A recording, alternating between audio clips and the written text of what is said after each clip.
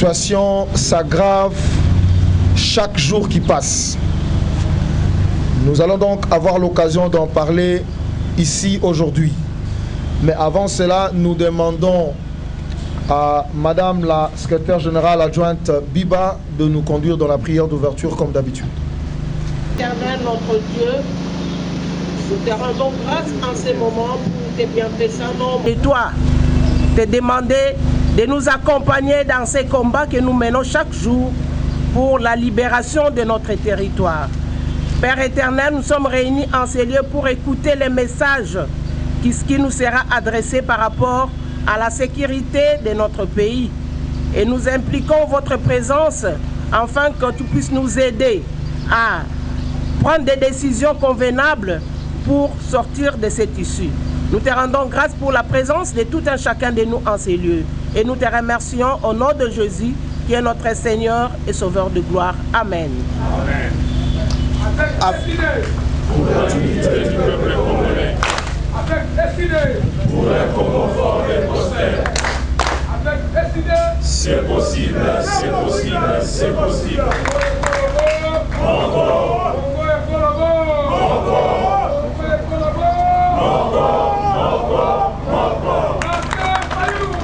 Président élu, notre camarade Luc Malembe qui est là, qui va commencer avant que l'honorable Kassekwa n'arrive. Je vais donc procéder à la lecture du texte de point de presse tenu par le président élu le 16 novembre en rapport avec la guerre que nous impose le Rwanda et l'Ouganda. Point de presse en rapport avec la guerre que nous impose le Rwanda et l'Ouganda. La situation que traverse notre pays à ces moments est on ne peut plus grave.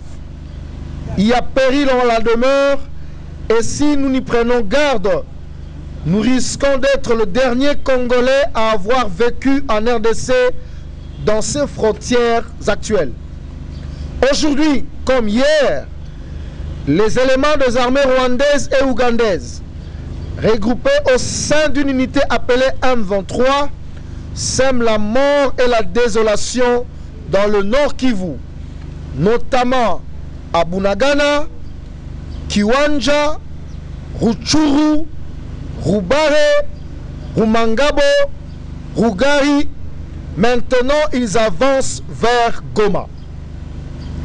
Cette situation a entraîné un exode massif de populations qui viennent s'ajouter à plus de 6 millions de déplacés internes déjà enregistrés dans l'est du pays, abandonnés et sans assistance, victimes de violations massives de droits humains.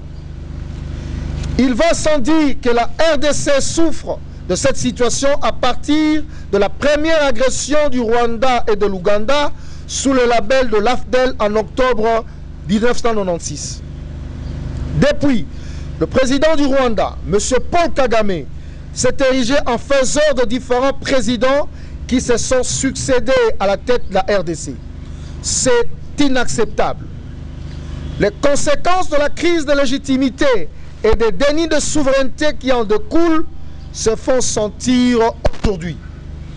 Le Rwanda et l'Ouganda se donnent à cœur joie dans la déstabilisation de la partie est de notre pays qui s'étend dans d'autres parties du territoire national, notamment dans le Mai-Nombe et le Kwilu. Cette déstabilisation est rendue possible, notamment par l'infiltration de toutes les institutions de la République. Et pour mieux contrôler la RDC, ses ennemis l'ont amené dans la communauté d'Afrique de l'Est. Il n'est plus un secret pour personne que M. Tshisekedi est arrivé au pouvoir grâce à M. Kabila et Kagame. Question. Quelle serait alors la motivation profonde pour M. Kagame aujourd'hui d'agresser M. Tshisekedi alors que ce dernier a reconnu lui avoir tout donné? Pourquoi M. Tshisekedi n'a-t-il jamais pointé du doigt directement M. Kagame en le désignant comme étant l'auteur principal de cette agression? Les discours, c'est bon, mais qui est responsable du génocide congolais? plus de 10 millions de morts depuis 1993 et de 6 millions de déplacés internes. Pourquoi le gouvernement de M. Tshisekedi n'a-t-il jamais saisi le Conseil de sécurité des Nations Unies pour que celui-ci déclare le Rwanda comme pays agresseur de la RDC? Pourquoi n'y a-t-il jamais eu de plainte auprès de la Cour internationale de justice? À ce sujet, il faut rappeler pourtant que lors de l'agression de la RDC par le Rwanda en 1998, les gouvernements de l'époque avaient porté plainte à la Cour internationale de justice pour actes d'agression contre le Rwanda et l'Ouganda. Mesdames et messieurs, les agresseurs ont décidé de mettre autour d'une même table le M23 et le gouvernement de fait de la RDC pour appliquer, une fois de plus, la recette de l'infiltration des institutions congolaises au moyen de l'intégration et du brassage. En réalité, le processus de Nairobi est un processus de validation de nouvelles frontières de territoires conquis en RDC par le Rwanda. Dans cette combine de Nairobi, il est prévu que M. Tshisekedi ramène un accord de cessez-le-feu qui, malheureusement, aura consacré l'occupation. C'est ce que j'appelle le fait accompli d'occupation. Et c'est cela le vrai but de cette guerre. En effet, M. Tshisekedi a signé de nombreux accords avec les pays qui nous agressent et aucun de ces accords n'a été révoqué. De ce qui précède, j'accuse M. Félix Antoine Tshisekedi Tshilombo de haute trahison. M. Félix Tshisekedi, de ce qui précède, j'accuse M. Félix Antoine Tshisekedi Tshilombo de haute trahison. M. Félix Tshisekedi et ses mentors sont cyniquement et désespérément à la recherche d'un argument électoral et de conservation de pouvoir.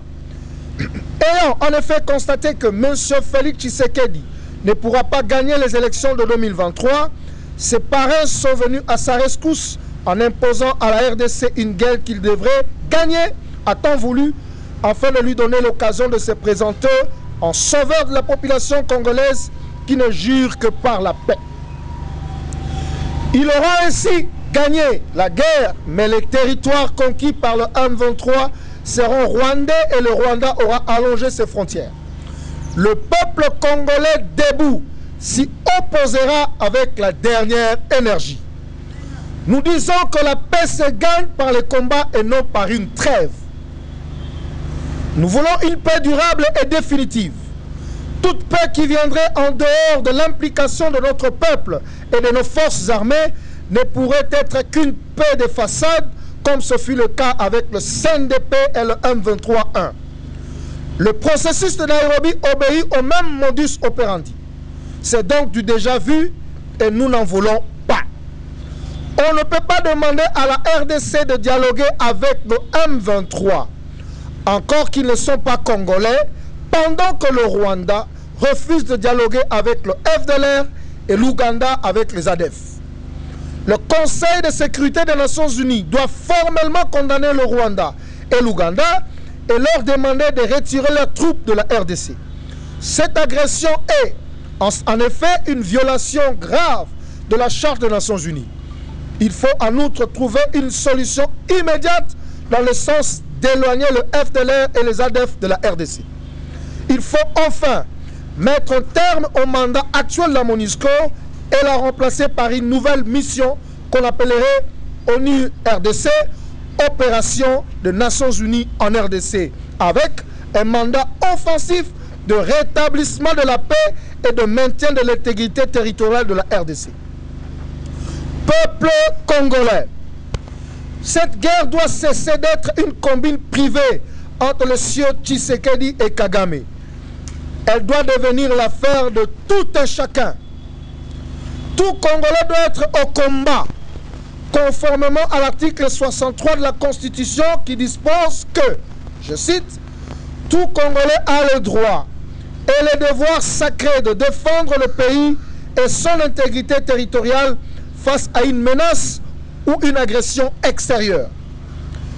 Que vous soyez au sud, au nord, à l'ouest, à l'est ou dans la diaspora, mobilisons-nous tous pour soutenir nos vaillants militaires qui se battent pour l'intégrité de notre territoire et prouvons au monde entier que le Congo est un, indivisible et il le restera. Kinshasa, le 16 novembre 2022, Martin Fayulu Madidi.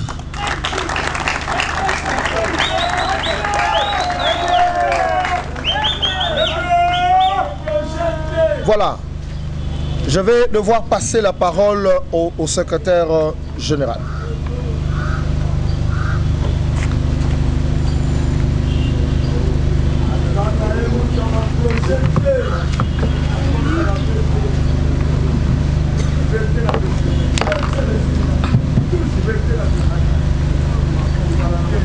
Monsieur le Président élu, honorables députés, chers Banamboka, membres du Bureau national, pour mieux diriger le pays, il faut connaître son histoire. Pour mieux résoudre une crise, il faut connaître ses origines. Vous allez vous rappeler que c'est depuis l'avènement de l'AFDL dans notre pays que le Rwanda s'est donné le pouvoir de nommer des chefs d'État en RDC. Ils ont commencé par amener Laurent Désiré Kabila avec les armées rwandaises et ougandaises. Ils l'ont installé au pouvoir. Quand ils ont constaté que Laurent Désiré Kabila ne marchait plus dans leur chemin, dans leur voie, on l'a liquidé. Et on est allé chercher Joseph Kabila, 29 ans, à Puerto, en Brousse. Et on l'a ramené à Kinshasa. On a fait... Le pays est en train de partir. Les Rwandais, les Ougandais, déguisés en 23, sont déterminés dans leur stratégie pour nous imposer une fois de plus les dirigeants illégitimes en 2023. Je vais terminer par vous dire, chers amis, ne dormons pas, parce que j'ai entendu beaucoup de collègues dire qu'il n'y aura pas élection en 2023. C'est faux. C'est faux et archi faux. On est en train de nous endormir. Quand ils seront au bout de leur stratégie, quand ils vont constater que la stratégie marche, un semblant de fin de guerre et de sécurité s'installe dans les provinces de l'Est, comme nos frères qui sont en Ituri, au Nord Kivu, au Sud Kivu, ne jurent que sur la paix. Il suffit tout simplement d'une accalmie de 4-5 mois stratégiques par les Rwandais et les Ougandais. Chers amis, on va nous organiser des élections en catastrophe et dans cette euphorie, Tshilombo sera reconduit par Paul Kagame et Museveni à la tête du pays parce que nous ne sommes pas vigilants. Est-ce que vous suivez ça? Voilà, chers amis, c'est une interpellation. Je vous demande de lire et de relire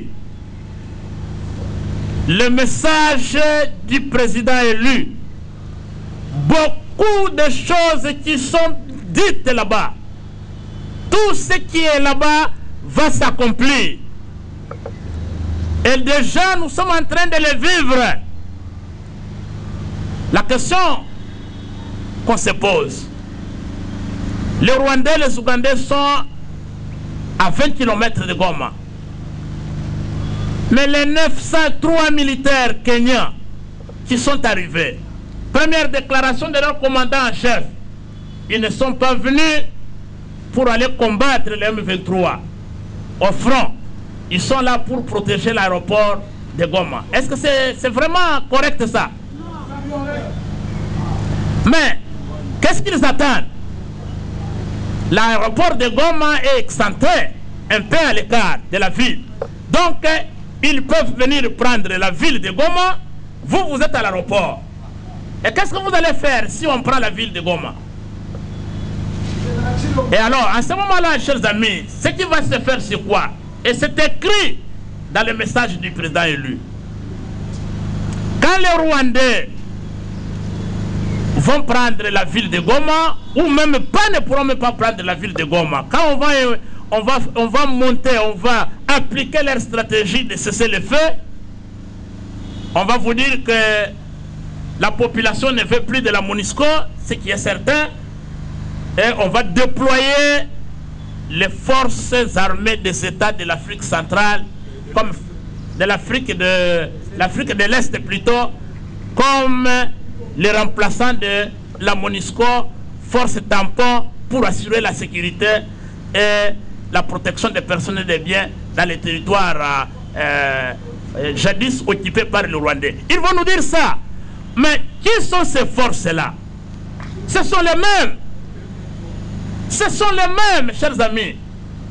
Ce sont ces Rwandais, ce sont ces Ougandais.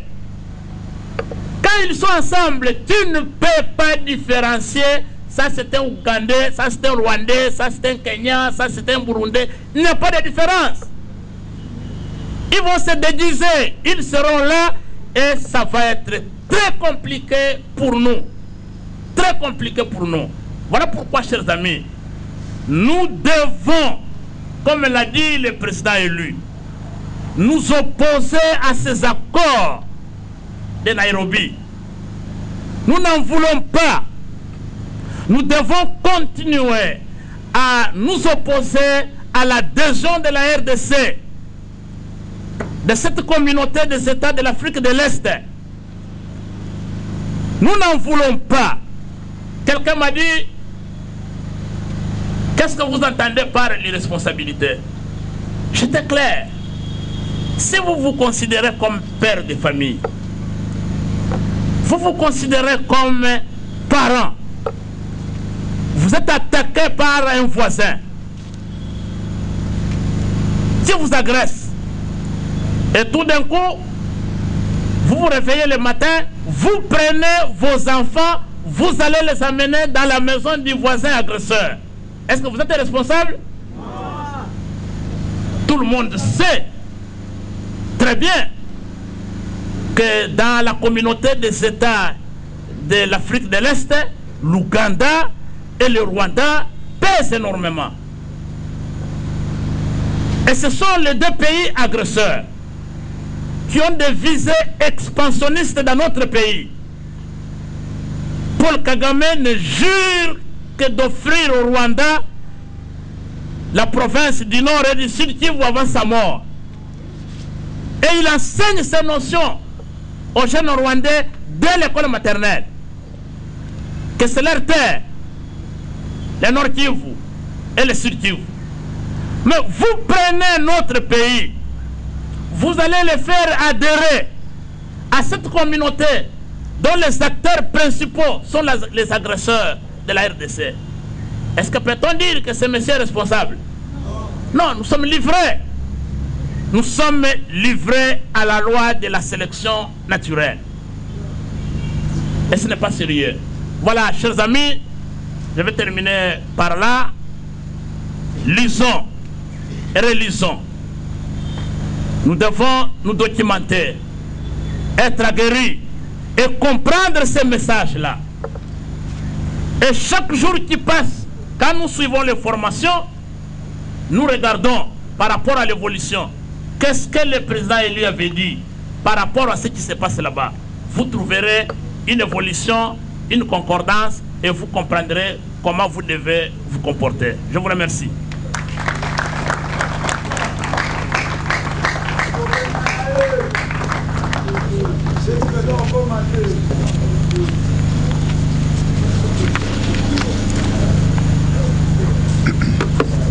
Merci, monsieur le secrétaire général. Avant de passer la parole à Mwanamboka Luc Malembe, parce que le secrétaire général nous a exhorté de lire et de relire le message du président. Je vais juste relire une phrase et je voudrais que nous puissions retenir cette phrase-là. Je cite, le président élu dit « Cette guerre doit cesser d'être une combine privée entre les cieux Tshisekedi et Kagame. Elle doit devenir l'affaire de tout un chacun. L'Ikamboueba Congolais, Nyonson.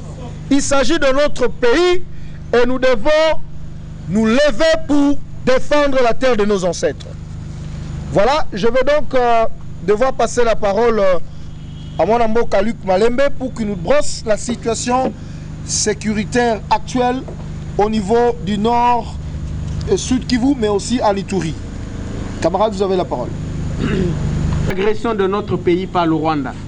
Vous avez même suivi des sénateurs congolais ici qui ont demandé carrément que nous puissions adhérer, demander l'adhésion en tout cas aux pays anglophones, au Commonwealth, et d'introduire l'enseignement de l'anglais beaucoup plus chez nous et de voir comment migrer vers l'anglais. Parce que nous sommes le plus grand pays francophone du monde, mais pratiquement on ne nous respecte pas dans cette organisation.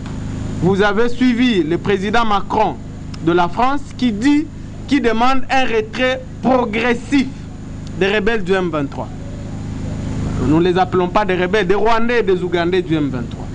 Un retrait progressif, ça veut dire quoi? Des pays agresseurs occupent notre territoire. Nous voulons qu'ils partent tout simplement. Et on nous demande un retrait progressif. Il faut aussi ajouter que selon le plan de la force régionale, c'est que s'il y aura un retrait du M23, ce n'est pas notre armée qui va immédiatement occuper les terres ou les villages où les M23 vont se retirer. C'est plutôt la force du Kenya, de l'Ouganda qui vont s'interposer. Donc c'est un danger que nous sommes en train d'aller lentement mais sûrement vers la balkanisation de notre pays. Comment des pays agresseurs se retirent? On ne veut pas que notre armée récupère notre territoire et exerce sa souveraineté. Non, c'est une force du Kenya où nous savons déjà que le Kenya, l'Ouganda sont alliés au Rwanda. Vous comprenez qu'on est en train de nous amener lentement mais sûrement vers la balkanisation de notre pays sous le régime de M. Tshisekedi. Parce que nous ne savons... Moi j'ai lu, je vous recommande aussi de lire l'accord que le gouvernement de M. Kabila avait signé en 2013 avec le M23. Vous vous rappelez qu'en 2013, lorsque notre armée a vaincu militairement les M23, les M23 ont fui les uns au Rwanda, les autres en Ouganda. Mais nous ne savons pas par quelle magie Kabila va encore signer des accords avec des gens qui venaient d'être frappés. L'article 4 de cet accord, les M23 demandaient au gouvernement congolais de tout faire pour entrer dans l'EAC. Cette histoire de l'Organisation des États de l'Afrique de l'Est, où M. Tshisekedi nous a amenés aujourd'hui. Vous avez suivi le secrétaire général qui a rappelé que les M23 ont fait 18 mois en 2019, alors qu'ils n'occupaient pas un seul centimètre de notre pays. Ils étaient en exil, mais quand Tshisekedi arrive au pouvoir, il les fait venir, il les fait loger à l'hôtel du Fleuve ici pendant 14 mois. Qu'est-ce qu'ils sont venus faire? Qu'est-ce qu'ils sont venus se dire alors qu'ils n'occupaient aucun centimètre de notre pays? Est-ce que c'est là qu'ils s'étaient dit que ils ont demandé à Tshisekedi d'appliquer leurs accords là qui demandaient de nous amener dans cette organisation des armées agresseuses qu'on appelle EAC. Le président élu a rappelé dans son communiqué que l'armée ougandaise avait été condamnée par la Cour internationale de justice. D'ailleurs, le montant était de plus de 10 milliards. Quand Tshisekedi arrive, aujourd'hui, on nous parle de 300 millions. Nous ne savons pas par quelle magie, même le montant a disparu pour rester 300 millions. Donc, au moins, l'armée ougandaise a été condamnée. Comment vous pouvez amener une telle armée encore chez nous et dire qu'elle va nous ramener la paix? L'autre cacophonie de ce régime, Il y a une unité de l'armée ougandaise qui est ici depuis une année. Ils étaient arrivés depuis le 30 novembre dans ce qu'ils ont appelé mutualisation de forces avec les FARDC. Ils sont à Ituri, ils sont à Beni au Nord Kivu, ils tournent les pouces. Ils n'ont même pas combattu les ADF, ils n'ont rien fait. Mais on va amener une autre unité dans la même armée dans le cadre de la force régionale. Expliquez-moi ça. Une seule armée, mais une unité est pour une mission, une autre unité pour une autre mission. Quelle cacophonie. Quel genre de diplomatie ça qu'on est en train de faire ici? Aussi, je termine par là. Notez que tout le monde aujourd'hui demande à M. Tshisekedi de négocier avec le M23. Que ce soit l'ONU, que ce soit l'Union africaine, que ce soit CEAC, que ce soit c'est pas qui, tout le monde lui demande de négocier. Les négociations devaient se faire le 21 ici à Nairobi. Nous apprenons qu'on les a reportés au 26. Mais dans l'entretemps, il y a Luanda aussi qui les attend. Mais nous sommes incapables, Tshisekedi et son gouvernement et sa diplomatie faible, sont incapables de dire, ok, vous voulez que moi je négocie avec les M23, que Kagame aussi accepte de négocier avec les FDLR, qui sont des Rwandais. Les FDLR ne sont pas des Congolais, ils sont ici. Ça fera presque 26 ans qu'ils sont ici. Je veux vous rappeler que les vieux papas et femmes, les vieux hommes et femmes Hutus qui ont fui le Rwanda en 1994 accusés d'avoir fait le génocide. Si ces gens avaient 30 à 40, est-ce qu'ils existent encore ces gens? La plupart sont déjà morts dans les forêts congolaises. Les FDLR qui existent aujourd'hui, c'est des jeunes gens qui sont venus à l'âge de 5 ans, de 2 ans et d'autres qui sont nés ici. Est-ce qu'ils ont commis le génocide? Est-ce qu'ils n'ont pas le droit de rentrer dans leur pays? Mais M. Tshisekedi n'est pas capable de dire à Kagame, toi aussi, prenez les FDLR, allez chez vous, trouvez des solutions négociées et puis c'est tout. M. Tshisekedi n'est pas capable de dire à Museveni, messieurs, vous aussi prenez les ADF, qui sont des rebelles ougandais, et d'aller négocier, régler vos problèmes là chez vous. Il est incapable.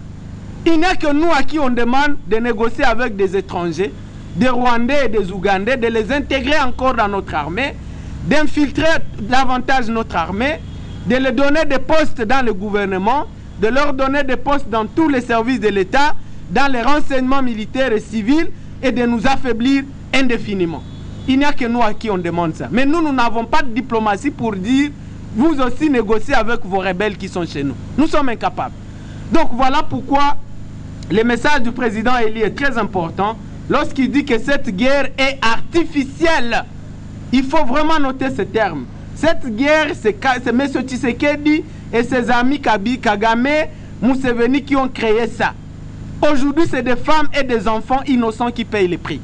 Il faut que les Congolais le sachent. Et que les Congolais disent à Tshisekedi qu'il gagne cette guerre ou qu'il la perde, il va partir en 2023. Ça doit être dit clairement. Il ne faut pas que Tshisekedi croit qu'il va simuler une guerre. Il fait tuer les Congolais et demain il fait semblant de la gagner et les populations de l'Est vont le lire. Il s'est trompé. Moi je suis de l'Est, il s'est trompé. 2023, Tshisekedi part, qu'il monte, qu'il descende. Merci beaucoup. Symboliquement, ce don. J'appelle donc le docteur Achille Mosengele. Il est là. Docteur Achille Mosengele. Il a fait un don de 35 chaises au parti. Si, de manière symbolique, Papa Bob, prenez une chaise. Bob, prenez une chaise. Comme ça, de manière symbolique, le docteur Mosengele va remettre les chaises au secrétaire général. Voilà. Je vais mettre ma boque, vous voyez, exemple, mon honneur.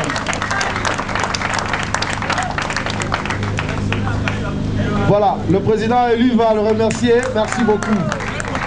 Merci. Voilà. Et il a dit que c'est juste un premier lot et les autres lots Goyal Sima. C'est un exemple que nous devons suivre nous tous. Voilà. Monsieur le président élu, monsieur le secrétaire général, cher honorable député, cher Balamboka, je crois que nous sommes arrivés à la fin de notre programme. Sur ce, je vous prie de vous lever et nous demandons encore une fois de plus à Madame la secrétaire générale adjointe de nous conduire dans la prière de clôture.